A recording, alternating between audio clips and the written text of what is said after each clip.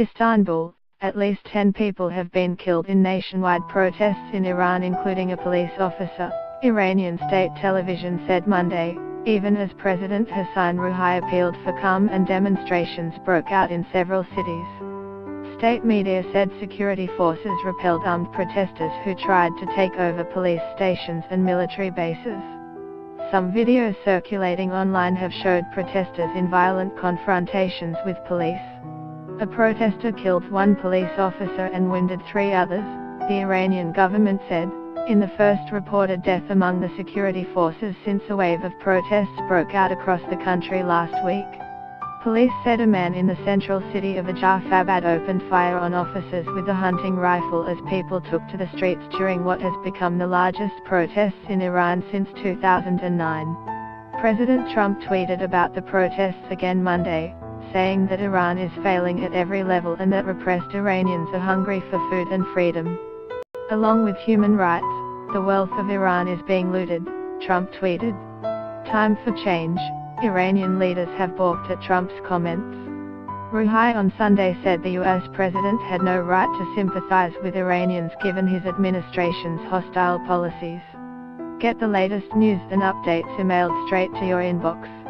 By submitting your email, you are agreeing to Fairfax Media's terms and conditions and privacy policy. The rising death toll in Iran comes as spontaneous demonstrations have swept across the country since Thursday, when economic protests swiftly turned political and took aim at the government and ruling clerics. Criticism of the Islamic Republic is taboo and public dissent often brutally suppressed. People were killed in at least 3 cities in provinces in the south and southwest, state television and Iranian lawmakers said. At least some had been shot and killed. But demonstrators, enraged and, it appears, leaderless, have continued to flout authorities in towns and cities, venting anger at police and state institutions. Protesters have chanted against Supreme Leader Ayatollah Ali Khamenei and in some cases called for a return to the monarchy overthrown in 1979. The unrest is the boldest challenge to Iran's government since the 2009 uprising over disputed election results lasted for months on the streets of Tehran.